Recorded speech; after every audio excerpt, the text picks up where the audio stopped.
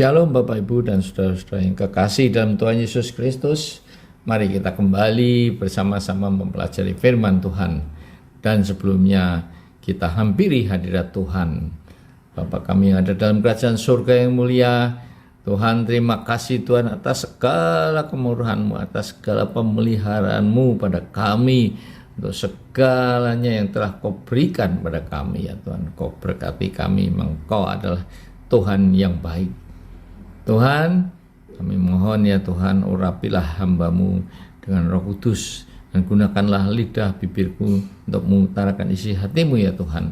Demikian juga yang mendengarkan firman ini, Roh Kudus urapi mereka, berikan hikmat, buka selubung mata hatinya, agar mereka mengerti firman-Mu dan agar mereka berubah untuk menjadi hidup yang baru.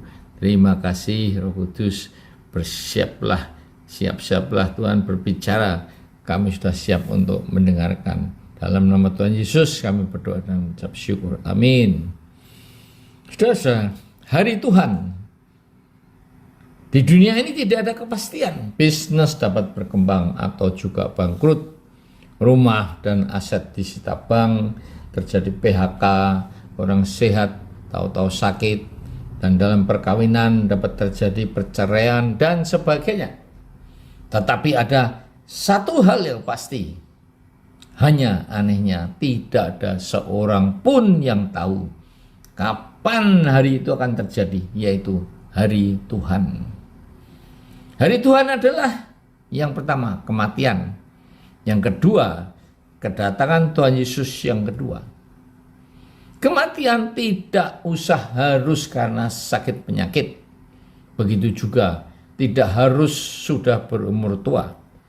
Karena bayi dalam kandungan maupun bayi yang baru dilahirkan beberapa hari sudah meninggal karena kelainan-kelainan yang ada. Anak-anak, remaja sampai dewasa pun dapat meninggal. Mungkin karena kecelakaan, serangan jantung, apalagi karena pandemi COVID-19 ini.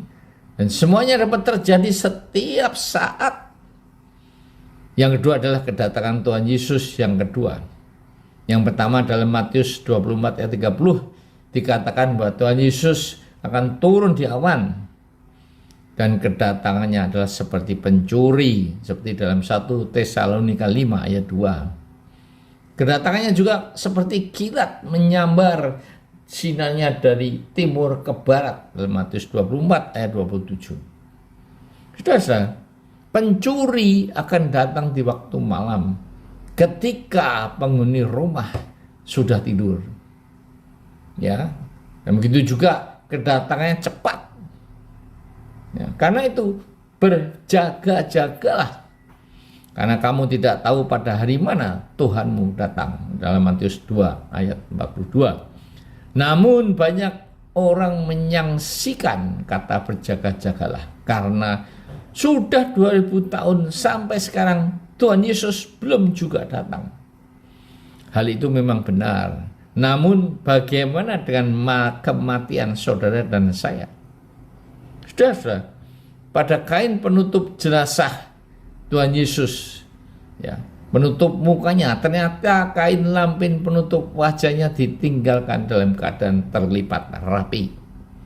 Dan menurut tradisi bangsa Yahudi saat itu, tuan rumah yang meninggalkan meja makannya dengan kain lampin pengusap mulut dalam keadaan terlipat rapi, maka itu berarti dia belum selesai makannya. Dan dia akan kembali lagi untuk makan.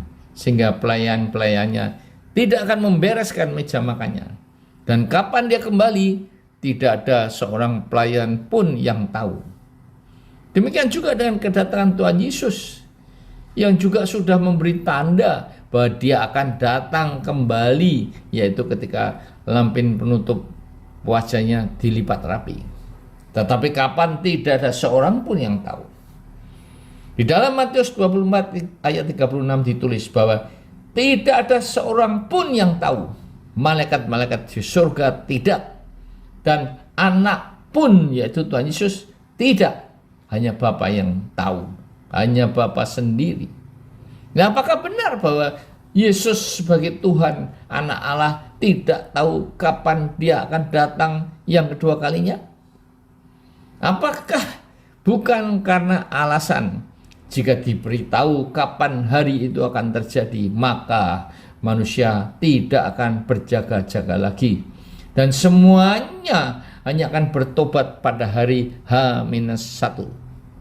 Dan selama menantikan hari kedatangan Tuhan Yesus yang kedua itu, maka manusia akan berbuat seenaknya, berbuat dosa, pesta pura, dan sebagainya.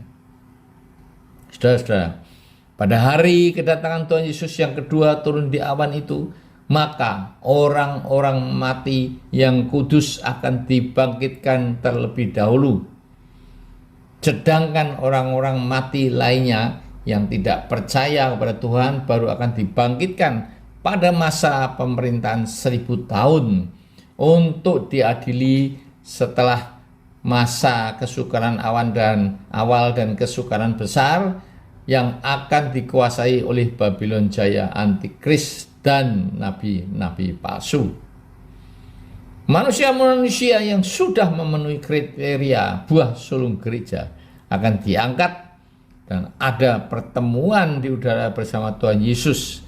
Sedangkan yang tidak diangkat akan menjalani masa kesukaran 2 kali 3,5 tahun, di mana Babylon Jaya, Antikris, dan nabi-nabi palsu akan menyiksa, mencari-cari darah orang kudus untuk dibunuh.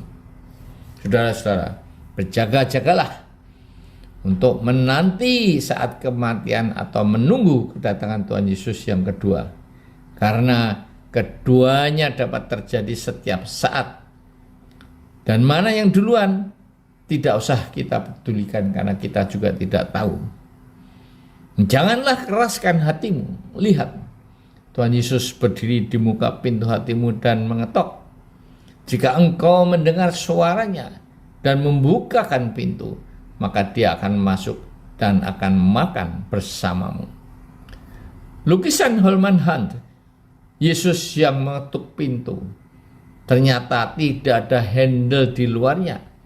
Artinya, Tuhan Yesus tidak dapat membuka pintu hatimu. Hanya saudara pribadi yang dapat membuka pintu hatimu dari dalam. Nah, apakah ada pribadi lain yang sudah ada di dalam hatimu? Jika itu benar, maka dapat saya pastikan bahwa itu tidak lain adalah sang iblis yang akan merusak hidupmu agar menemani dia di neraka. Usirlah dia dalam nama Tuhan Yesus. Karena iblis sudah dikalahkan di atas kayu salib 2000 tahun yang lalu. Saudara-saudara, biarkanlah Tuhan Yesus masuk seperti yang dia janjikan. Dia akan mengajak makan bersama saudara, makan bersantap pada pesta perjamuan perkawinan anak domba di sorga. Dan tidak semuanya diundang untuk datang, hanya orang-orang pilihan saja seperti saudara dan saya. Marilah, jangan keraskan hatimu sebelum kesempatan itu hilang dan Tuhan Yesus sudah meninggalkan pintu hatimu. Amin.